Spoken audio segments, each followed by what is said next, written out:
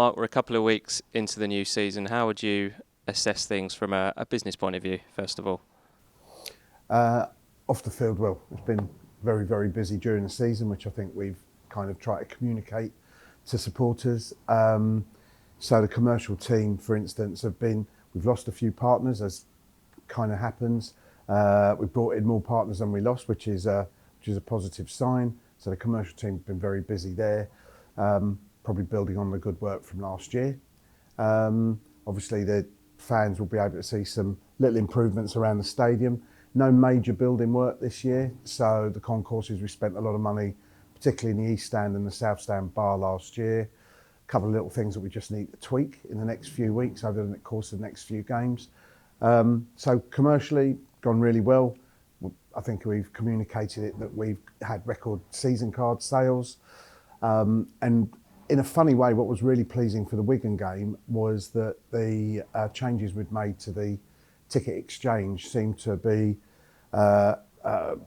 well received, because we had more tickets. I know it sounds silly that I'm kind of a bit daft. I'm talking about tickets about people that couldn't come to the game, but people actually did really use the ticket exchange system, and that led also to a record number of tickets that were sold. So the revenue for the game against Wigan, for instance, was slightly up on budget, even though we'd budgeted, I think I've said, for Wigan, even though we got slightly fewer fans from Wigan than we budgeted for, which obviously meant there was a stronger home contingent. So business-wise, it's been really positive in terms of number of fans coming in, season card sales, the look and feel of the stadium with the new state-of-the-art perimeter boards, which may not be that interesting to supporters, but believe me, is really crucial when it comes to attracting more commercial partners. So the fact that we've got some new boards in, and they'll be brand new. They're temporary ones at the moment. They'll be brand new come sometime in October with our new partner ADI. All of that is really important for the good health of the club. So all in all, very positive. On the field, obviously, a bit disappointing at Huddersfield. Probably slightly more than a bit disappointing.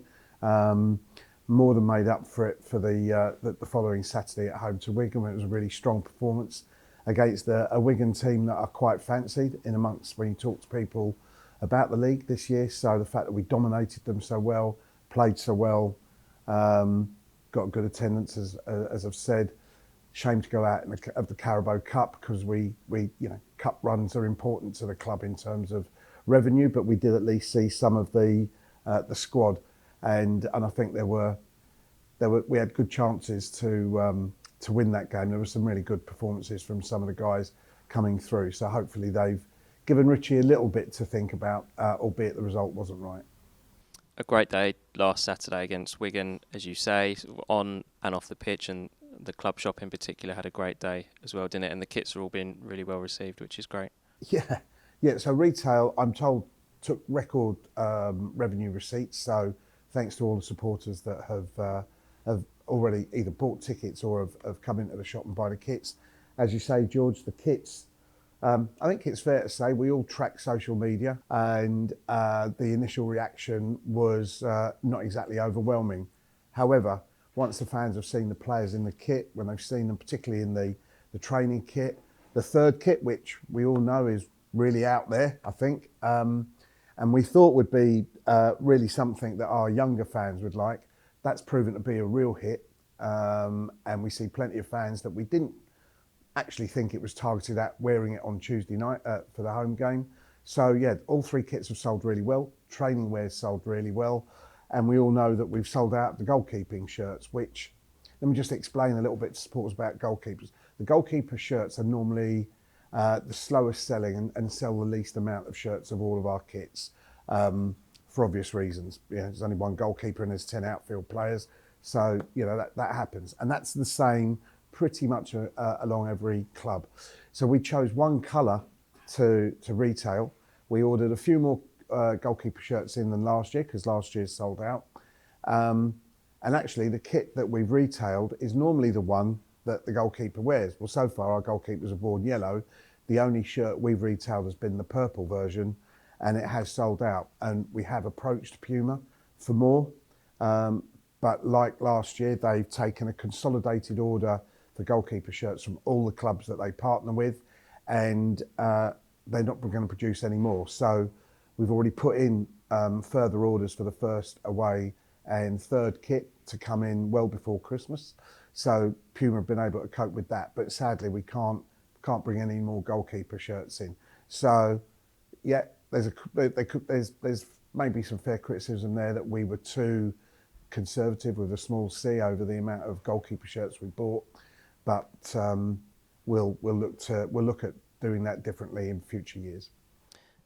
On the positive side, how positive is it that, like a month or so after all the outfields have been released, we're ordering more already because they've gone down so well? Yeah, no, it just goes back to the earlier comments really. The shirts, despite the initial lukewarm reaction, have gone down really well, all three of them, but particularly the third shirt, which I think, must admit, when I saw it, I thought, oh, not sure about that one, has gone down really well. And I think it shows that as long as you don't mess around with the home kit, we're a red club, so you've got to come up with something different every year, which isn't easy for the kit supplier, because you want to change, you want to give someone a reason to buy a new shirt, but you can't, we can't obviously deviate very much away from our main red colour. The away shirt we can be a little bit more creative with, and the third shirts, I think you'll find more and more are going to be, super creative.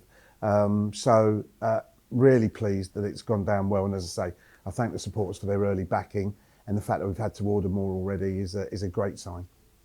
And just looking at last season, we obviously came so close to winning promotion, but it was a season full of positives. How much has last season set us up to hopefully be in a good position to go and achieve again this year?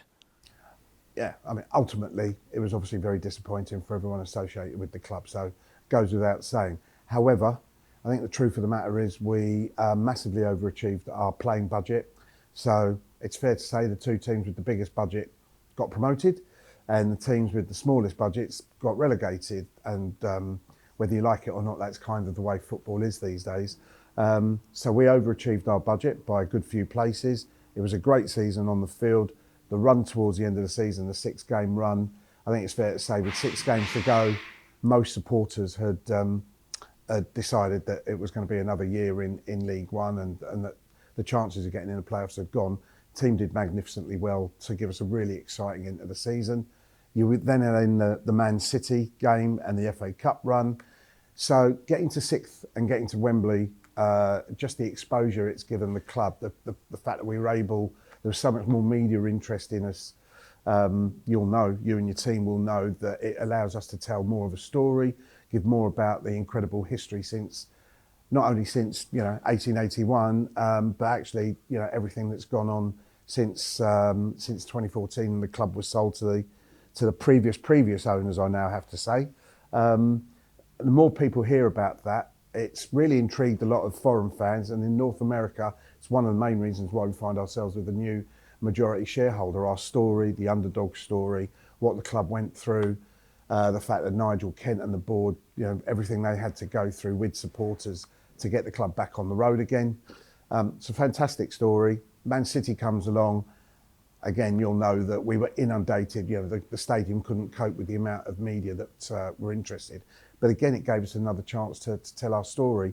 So I think there's a lot more people very much aware of Leyton Orient. In fact, I think we've got a bigger challenge getting people on our doorstep to get them into the ground and be interested in the club than necessarily have got in terms of the rest of the country and North America. But that's another challenge we have to take on. So whilst it was ultimately disappointing, it was a fantastic run. It gave fans another great day out at Wembley. I know we'd like to go there now and win a game, or preferably go up, automatically this year. But the extra column inches, the media interest that has peaked in the club was fantastic, and it's our responsibility to build on that. Obviously, the playoff campaign extended the season by 3 or 4 weeks. Just give us an insight into, obviously it condenses the closed season period, which for your day-to-day staff makes it a really busy summer, doesn't it? Yeah, well, you and Tom and Kynan can tell me what that means. I mean, it's normally there's a little bit of a wind down period for staff so that they can actually take some holiday. You guys that have to travel home and away to games and constantly keep supporters updated on what's going on and create content that people want to watch and listen to will know that it's tough enough during the regular season.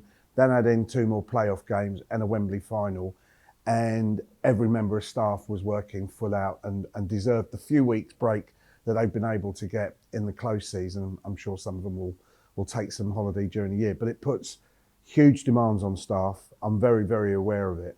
The staff were magnificent last year. The players were fantastic.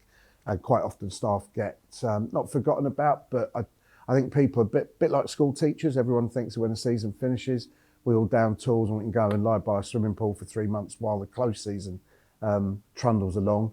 And we'll all know that that's probably even busier for people behind the scenes, particularly putting the stadium right and getting things upgraded in the stadium and all the stadium work that goes on. So loads of work has gone into it. You guys did unbelievable work last year. Very appreciative of the fact that everyone's had much truncated holiday period. It's quite difficult on the recruitment side as well. You know, you have a plan that means our plans would have been very different had we got promoted to what we had to move to, which was Plan B for when we were staying in League One. So that's we were really keen to try and get most of our recruitment done before. Certainly as many guys in as possible before the team went away to Spain, and obviously as many as possible before the season started. And I think more or less we've done that and been successful in that area. Just lastly, so we had our monthly all-staff call yesterday, which Nigel was on and presented on there. There are so many reasons to be positive about this upcoming season, aren't there? Loads of reasons. I mean, we finished fantastically well last year. As I say, ultimately the end result wasn't what we were all hoping for, but it was still an unbelievable end to the season. We all enjoyed great times at Brisbane Road last year, and indeed away from home. So the challenge now is to build on all that extra interest we've been talking about and the good feel factor that's around the place. So the players know that, you know, we want to improve year on year. So whether that means finishing 5th or whether that means finishing 1st or 2nd this year, Richie and the team know that that's the expectation level. That's what we're hoping for. That's what we're seeking to achieve this year. We have to do it with a budget that isn't quite the biggest in the division as well. So we're going to have to overperform, and hopefully our recruitment has been smart and will help us achieve that. Off the field, you know that I'm looking for you guys to do more and better work. I'm looking for the commercial team to build more revenues, for retail to continue to beat records and generate revenues. The more of that we can do, the more supporters we can get into the stadium, the more the fans use the ticket exchange system when they can't come, and hopefully get other people to come in. And I should just clarify that if you know that someone wants your tickets, you don't have to put them on a ticket system. Our main request is that fans' tickets are used. So it's just making sure we get people in the stadium here to help generate the kind of atmosphere we were seeing towards the end of last season, but also to help us with revenues. I never apologise for that. I know, you know, I can be accused of being a bit over commercial, but that's a fact of matter in the way we operate. The community trust have got to use the good feel factor to do even more great work around the community and the local boroughs. So there's lots we're aiming for this year. You'll know that there's, you know, we've got plans.